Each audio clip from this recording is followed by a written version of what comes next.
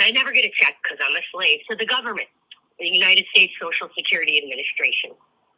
So check your medical records. No, I have a question because you just glazed over everything I asked you. You asked me to show my feet.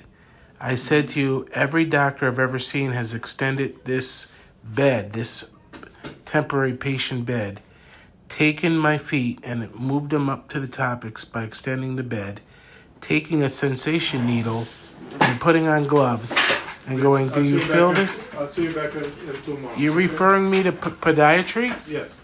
So where are you going? I asked you an honest question as a doctor. Yes. So Why is that not? My A1C has never been checked here. Are you going to do an A1C? Yes. Okay, because that's never happened. Yeah, it's going to happen. We do the test over there, okay? Okay. Do you need the needles too, correct? Well, you just rushed out the room because you're upset. Oh, you need to see it. But you didn't even say goodbye. And because I'm right? asking you questions about my medicine, my I glipizide told and you, whatnot. 8 millimeters, right? And then you just went over the Mounjaro is 7.5 for a month and 10. Then, Will I have a report to know what you're telling me and what you're not telling me when I leave here? Yeah. You'll have a written copy? Because it just seems you're non-responsive. Hey, how are you doing? This is Dr. Victorino, who I had to contact his colleague several months ago because I had sent through the patient portal for Albany Med Endocrinology that my Mounjaro, I felt like I was on 2.5 for too long. And I actually filled out the portal and then I didn't get a response. So this is back on, what is the date? I brought the box with me today. Here's the Mounjaro that I've been on for well over 5 months. I still don't know what my A1C is. He didn't tell me where to go to do that. And every time I was going to Family Health Center, they would do an A1C right there, right in the beginning of my time in the room, and come back with the results. And then the doctor would speak to me about the results of my A1C. Why has there never been an A1C done here? Why has he never checked my feet here? He's an endocrinologist. What's going on? How come I've had to call his colleague after going through the patient portal about, the dose of the 2.5 dose that I was on, and had to, eventually his colleague apologized to me and even go a step further and send me a 5-month supply prescription. There's something going on wrong here. What's funny is every time I've been here, now second time, he asked me a simple question: how's things going at home? I'm not gonna lie, relationship problems, normal stuff, not my first rodeo. But then he wants to start talking about Jesus to me. I'm an evangelist. I said to him, listen, today's Our Daily Bread, December 1st, 2025, is all about, bless those that persecute you. Bless, not curse. Instead, he's telling me you got to play the same game as women play. I'm like, wait a minute, I'm a Christian. I don't do that. He's like, and then he changes his tune. So from the start of this whole meeting him here today was very weird. No, do not take revenge. Don't play the same game as women do. Is that my advice from my endocrinologist? Instead, do what Jesus would do. Love and bless them. Bless them, for they know not what they do. Bless, not curse. Bless those that persecute you. And in fact, I'm going to have to bless Dr. Wildred Victorina because today he mistreated me. I was abused by my own endocrinologist. And guess what? Bless him, for he knows not what he does, but his colleagues and his superiors will. Because you can only help other patients not have to experience the same bad medical practices from an endocrinologist by expose them. Ephesians 5:10-11 says, carefully determine what pleases the Lord. Take no part in the worthless deeds of darkness and evil. Instead, expose them. So to make sure that no elderly person has to experience the same bad practice, or any other patient of any age, color, race, creed, sexual orientation, this needs to be recorded. I've only seen him, this is my second time seeing him. Wildred Victorina probably dropped the ball on the meter too. Now he's going to go prescribe a new meter, but if my insurance company thinks I already received one based on his, well, even in the last year, they're not going to give me more than one a year. So we got to go figure that out. But thank God he stepped up finally, the Monjaro that I've been on for way too long, to 7.5 for a month and then 10. Amazing. The worst part is Dr. Wildred Victorina did not send my syringe prescription to the pharmacy. And then, after sending through SureScripts, I spoke to this woman, Tiffany, at Walmart in Rotterdam, who told me he canceled my step up of 7.50 and 10 milligram of Bonjaro.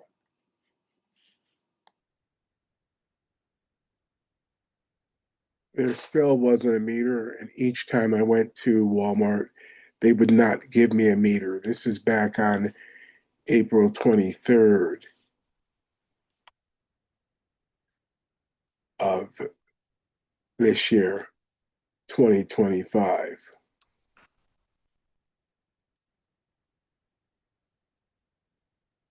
Here's on May 23rd. So on April 23rd,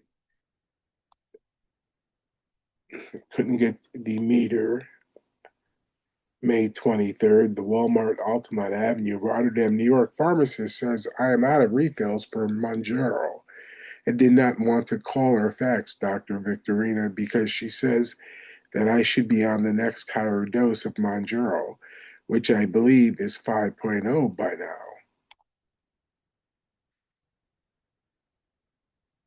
So here we are, May 23rd, 2025.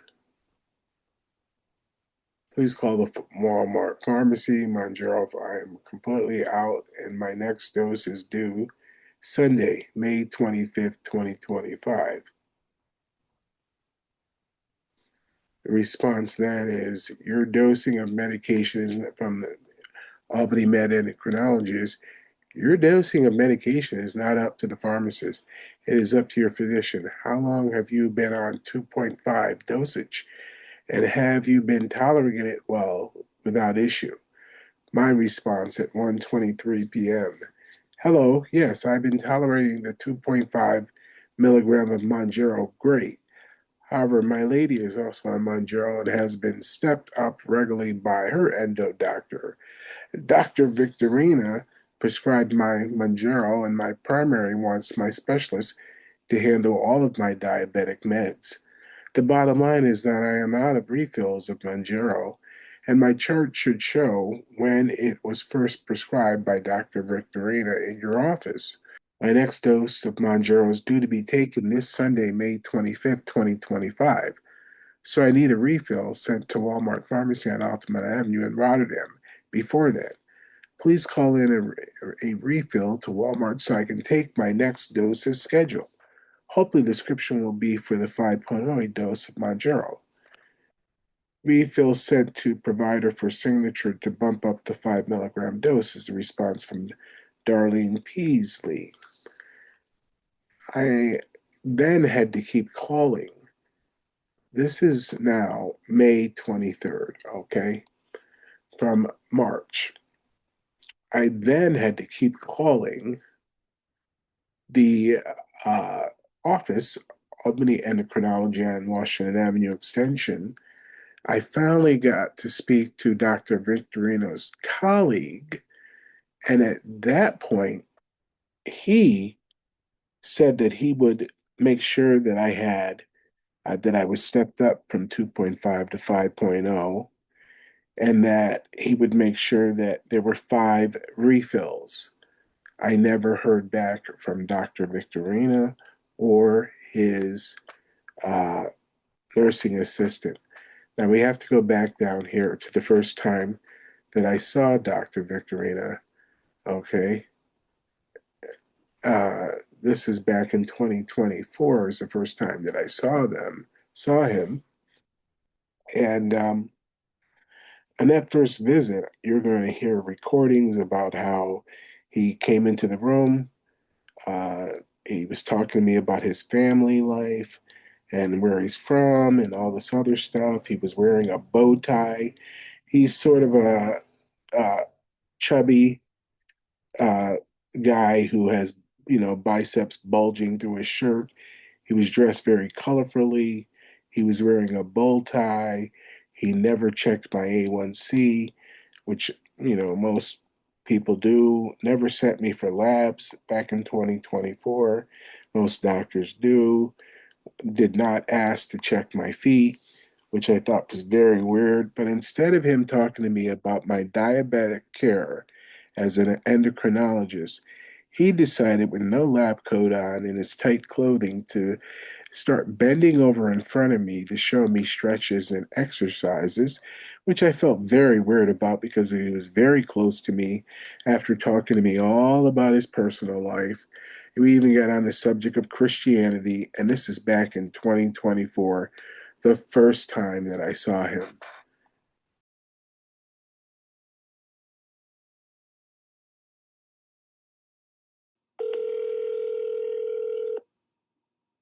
Thank you for.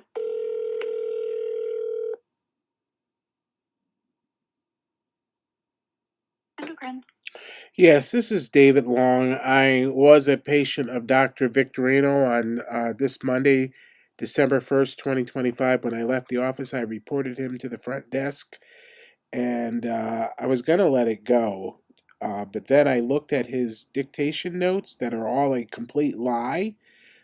He tried to tell me that I should play the same game as other women do from the beginning of our appointment. The second time that I seen him, when he asked me how things were going at home, and I told him, it's very stressful, and we got into some of the small details. His response was, "You got to learn to play the same game as other women do."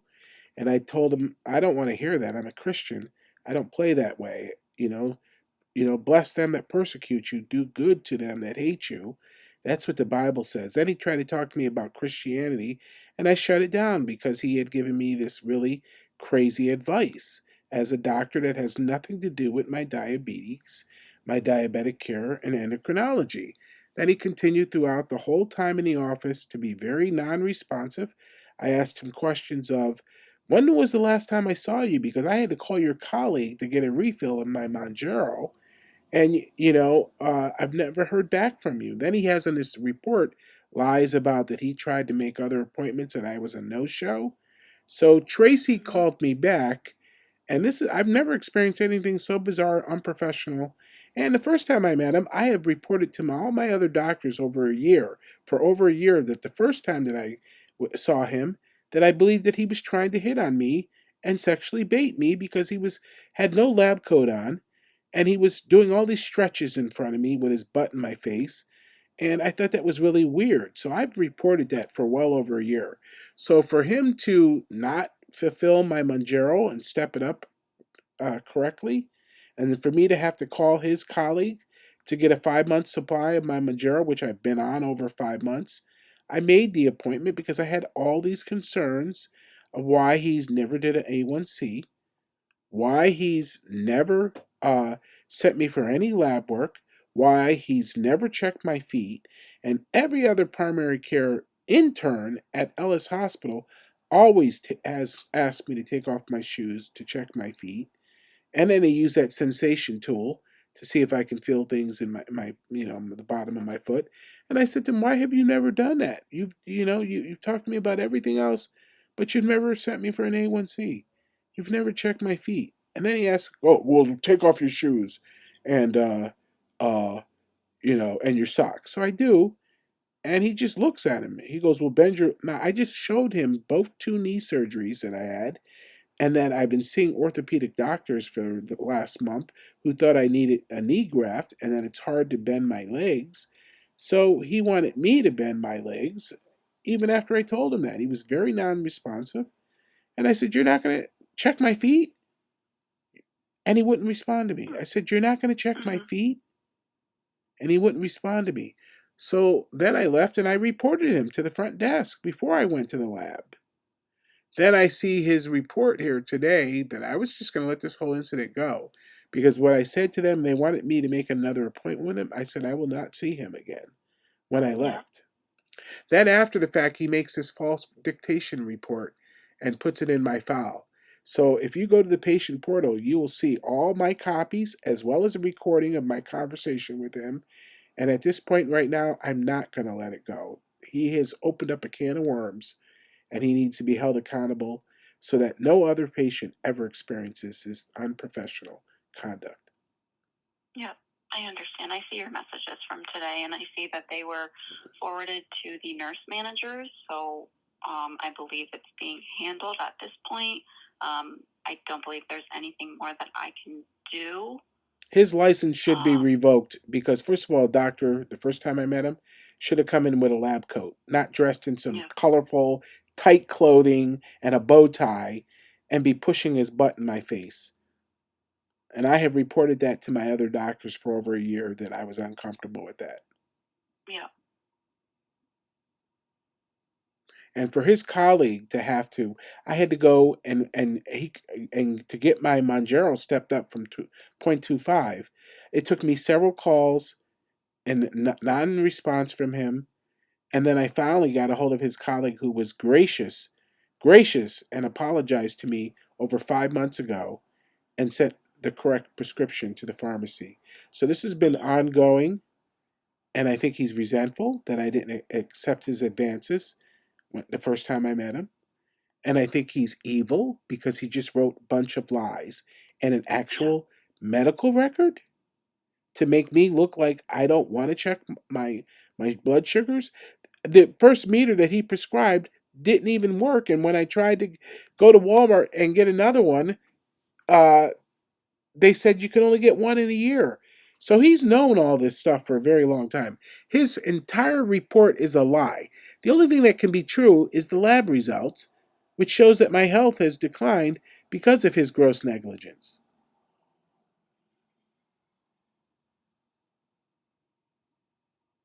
Okay, Mr. Long. At this point, there's nothing else that I can do. I can let the nurses know that you have called and to review your messages, okay? Yes, and I have recorded this phone call for my own records. Thank you. Okay. Okay. Have a good day. Today is December 3rd, 2025. Thank you. Albany Med, Endocrinology, Washington Avenue Extension. Have a great day. You too. Bye-bye.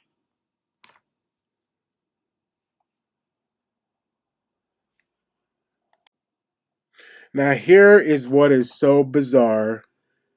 On December 3rd, I finally went online and found Albany Medical Center's administration, patient relations. I spoke to this guy, J.T. Heller, on December 3rd, 2025, between 2:15 p.m. and 2:33 p.m., who asked me if I wanted to file a formal grievance. So not only did I file a formal grievance, you're looking at the email right here, I put my information into the body of the email and made it the subject matter of my email. Now this is December 3rd, okay? We're talking, the afternoon. I was then told by this J.T. Heller that I can't find on the internet having anything to do with patient relations at Albany Med, but I can find a JT when I Google and use wildcards, which I have known to do since 1998. It comes back with a Dr. Joshua Heller, who is affiliated with psychiatry at Albany Med. The only other Heller that I was able to find is this attorney, Heller, who this law firm I've had problems with in the past when I reported Pastor Buddy Creemans as well as other pastors in the area of these so-called 55 Schenectady inner city mission churches.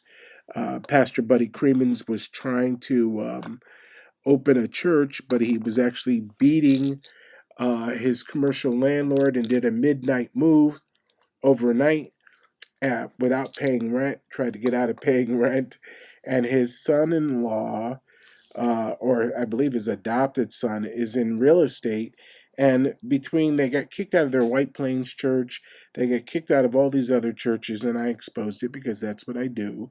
I'm a journalist. I wrote about the fact that Pastor Buddy Cremens and his church up in Clifton Park did a midnight move out of the commons there, the Clifton Park Commons. Now, the judge that gave a TRO against the landlord allowed them to do this midnight move. So, this law firm, this Heller, is directly related to the law firm and the Legal Aid Society of New York, that they're all in cahoots together that helped Pastor Buddy Cremens. Okay?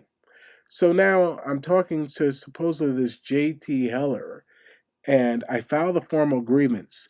That same afternoon, they told me it would take 30 days to review everything.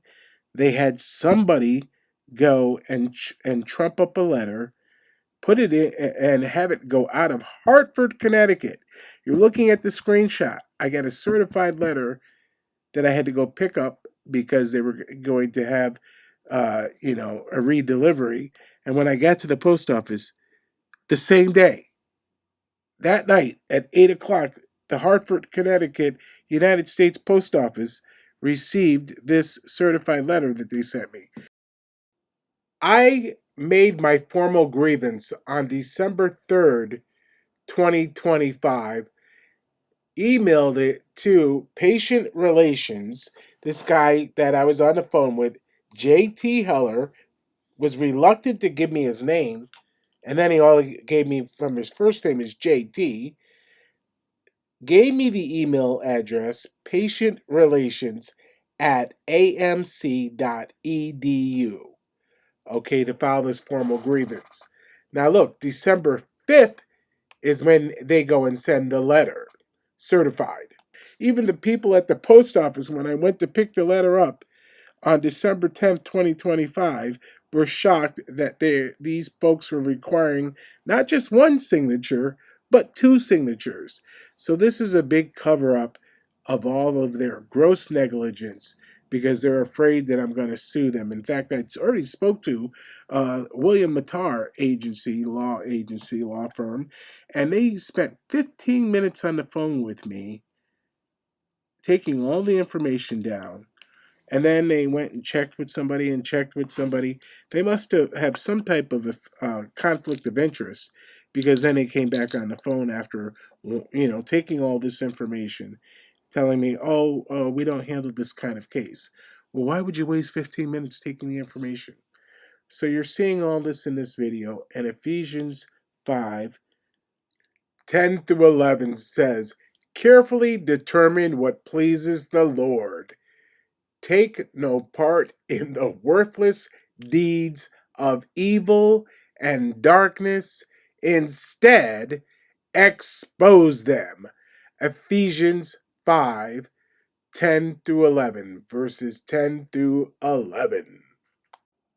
The whole scam about this thing is I've got at least 3 more calls from Tracy, the office manager, and somebody else wanting me to repeat my story between December 1st, 2025 and December 3rd, when I filed my formal grievance.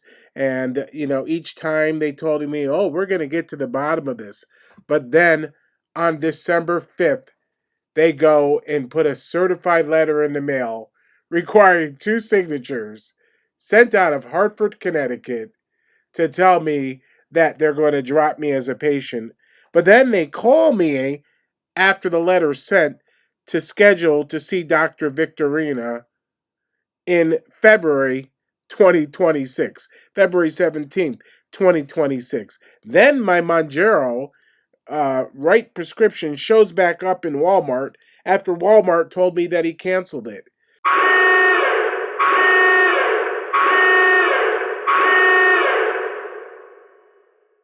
Good evening, David Long. This is Alicia Burns. I resigned from the Upper Union Street Business Improvement District, and for about 2 weeks now, and the police came to my apartment. You know where I live, 1740 apartment 2, Union Street. I got my insurance on that, the renter's insurance. I also have all the text messages you sent me.